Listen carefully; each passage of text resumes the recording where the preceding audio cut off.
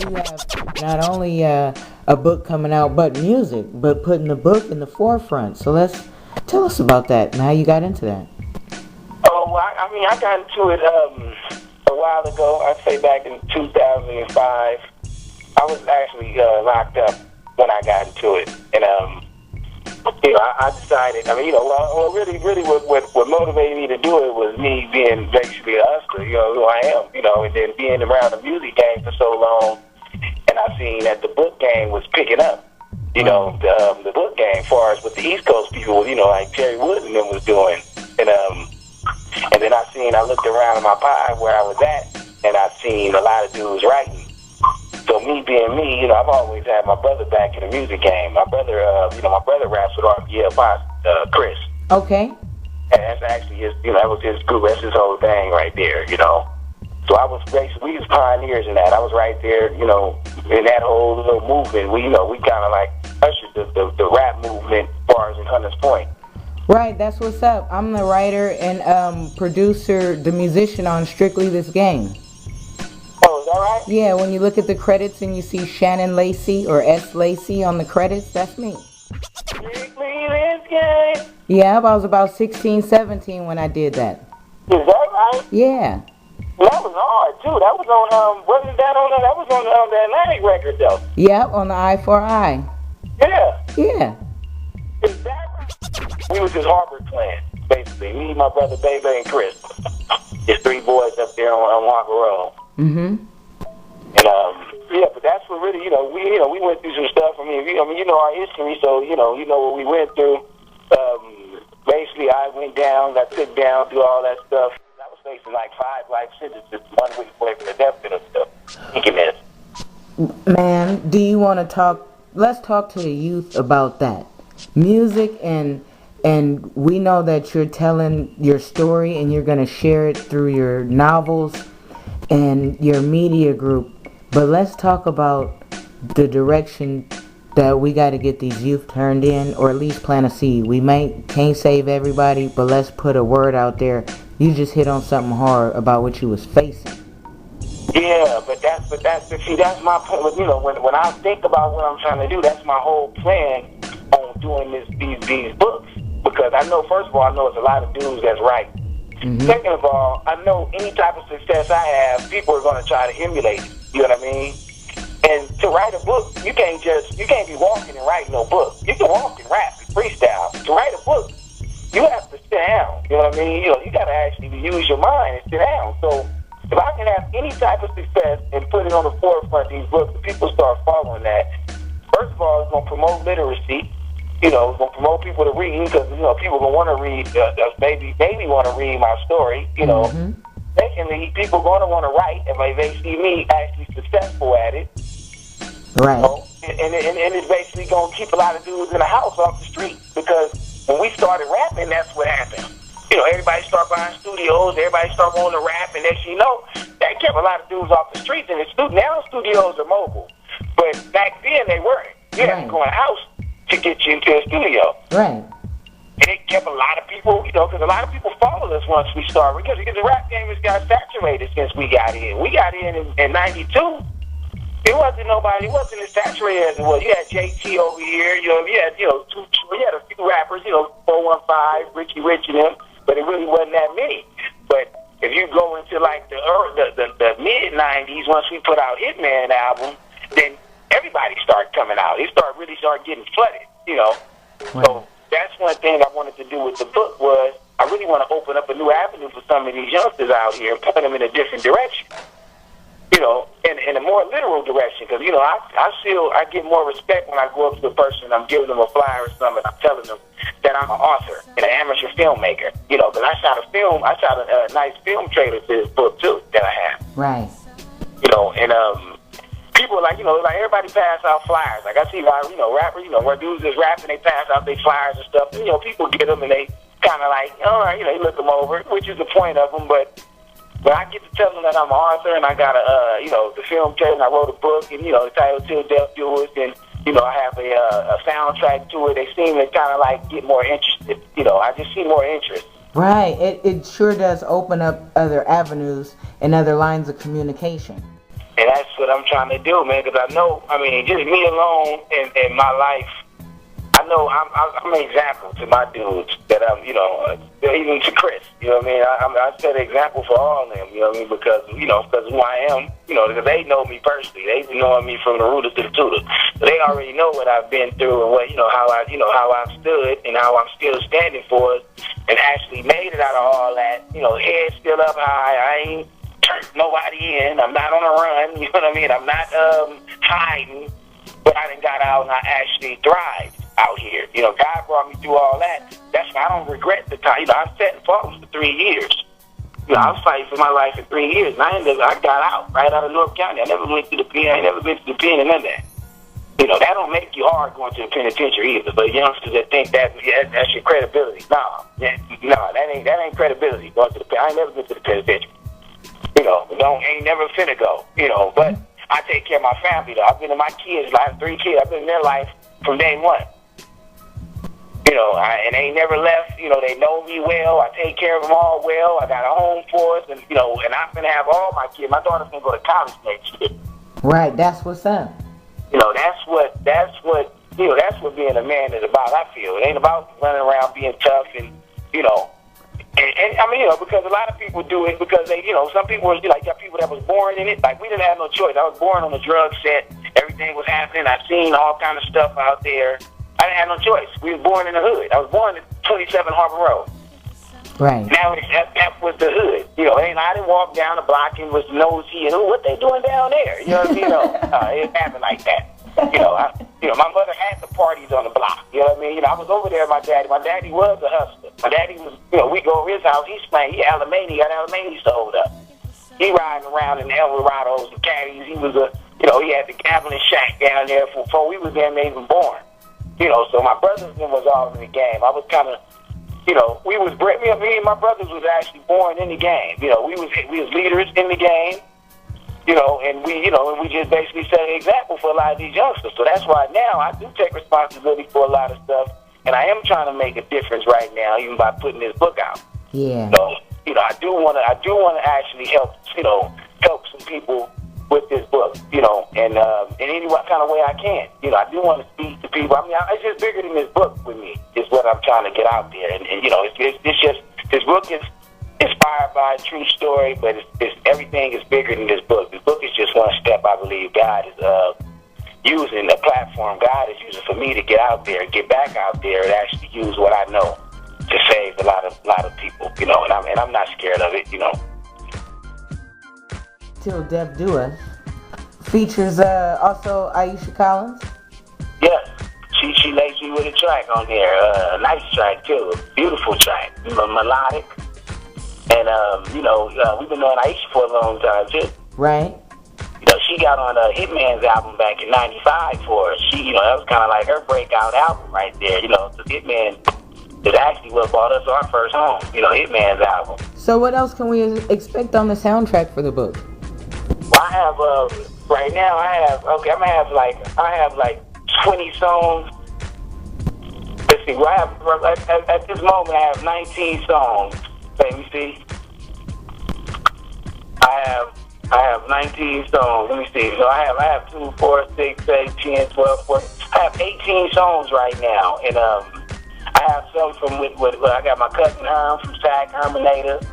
When I did the soundtrack, I tried to bring, because this is a Frisco novel, so with the soundtrack, I tried to bring the Bay Area into it. Okay. To get the, I'm trying to use the music to bounce the sound. To bounce the book. Like other corporations do. They use music to bounce their product. Right. So, this being a San Francisco book, I didn't want to just leave it all San Francisco. I didn't want it to be, where Oakland look and say, well, that's just San Francisco. So now, they may say that about the book, but now I have Oakland people on the album. I try to go drive everybody from around different parts of the Bay. you know, and so far, like I said, I got my cousin Herm from Stack. I got Mac Maul from Vallejo. You know, I have Vita Weeda from Oakland. I have DV the General from Oakland. I got my dude L Dub out of Richmond. I have this young lady called Bobby, the Bobby Effect. Okay. She's out of Palo Alto. I have EPA.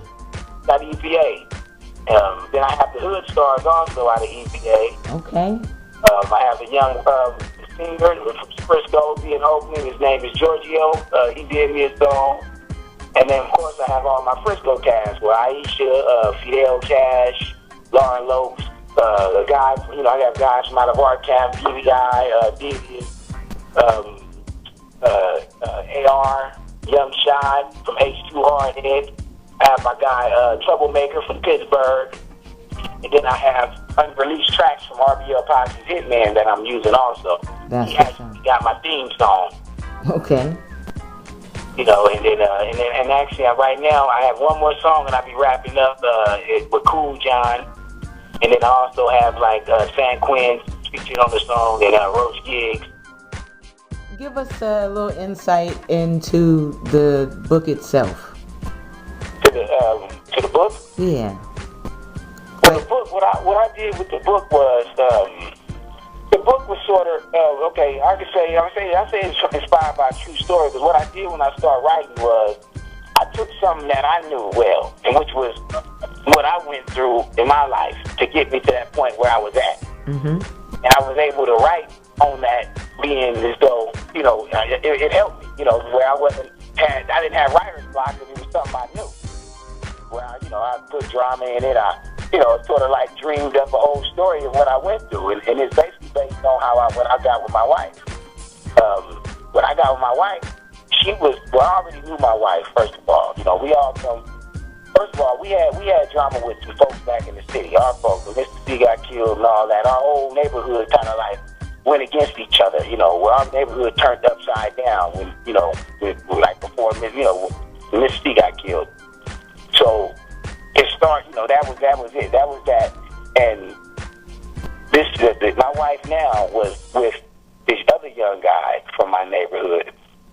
And what happened was, you know, me and her mother has always been close, you know, and me and her cousin was always close. So what I did was, you know, of course, when we left the hood and got out, moved into our home and everything, of course, my life changed and everything. And I was working and doing my, you know, I was just basically doing my working thing, right? You know, building my credibility, basically. And it came a point where, you know, I got back out there on the streets. You know, like Ecclesiastes say, the time for everything, right? So I got back out there on the street. I ended up running back into this young lady that I knew her mother and her family, you know, and I ended up running back to her through her cousin. Me and her cousin, when I got back out there on the street, me and her cousin had hooked up. We was riding for a minute. And then I ended up seeing her. We bumped heads. And at the time, I was still married. So, of course, we couldn't hook up or nothing like that, you know, because I was on my, you know, my face white, but I was still out there trying to hustle and give me some paper, you know, because I was living a working life and it just wasn't, you know, I mean, I'm used to having more. You know what I mean? I couldn't just settle for, you know, just like now, I can't settle. Not into settling, you know what I mean? So I got back out there and I ran into her. We didn't hook up immediately, but then her cousin ended up going to jail and I ended up staying out there on the streets, and then we ended up hooking up. You know, I ended up going to her auntie house, her cousin's mother, my dude, and I had met her over there. I mean, you know, we ended up talking and we was chilling and we ended up dating, and, you know, and that was it. But in the midst of that, she was shot.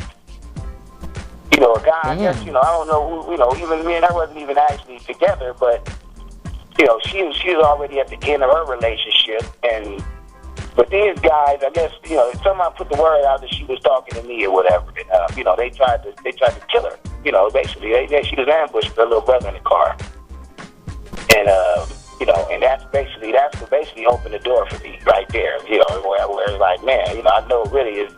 I mean, don't even trip. You know, really, you survive. You know, you're a survivor. I'm gonna ride it out with you. You know what I mean? And that's really what started the story. That's how the story started. That's the beginning of our story. That's how we came together right there, and we've been together. It's been 13 years since then. You know, I just had my anniversary on the 13th of this month, 7-year wedding anniversary. You know, that's what's up. Happy anniversary. Yes, thank you. You know, so I mean, so that's really what the story was. So I took that right there, and I just made a story out of that, like a nice little Romeo and Juliet West Side story. Damn. That's you know. So it was deep. So basically, what I'm trying to show basically in there is just basically it's all about being true to what your word. You know what I mean? Just being true to yourself. You know, I'm trying to show basically the game from all sides, how it is. You know, how people is shady, people is careless, conscienceless. How you can find love in the midst of madness. You know, how loyalty goes a long way. You know, stretches. You know, and how disloyalty, you know, how people be affected with disloyalty and, you know, and all that, how other people are affected. And, you know, and basically the action, the cause and reaction, you know, of your decisions. Right. There's people that wrote books in the Bay, but ain't nobody pushing it like, you know, even the rappers ain't pushing their stuff no more. Like, everybody ain't got lazy. Everybody on the computer. This work ethic. Get into that, man. That's real. Because you have to realize, I've been sitting back looking at it for a long time. Mm-hmm. You know, and I'm actually the first one actually sold a tape before my brother even sold the tape. Really, before when he first got his studio equipment, we was the first rappers. My brother wasn't rapping first; he was just a producer.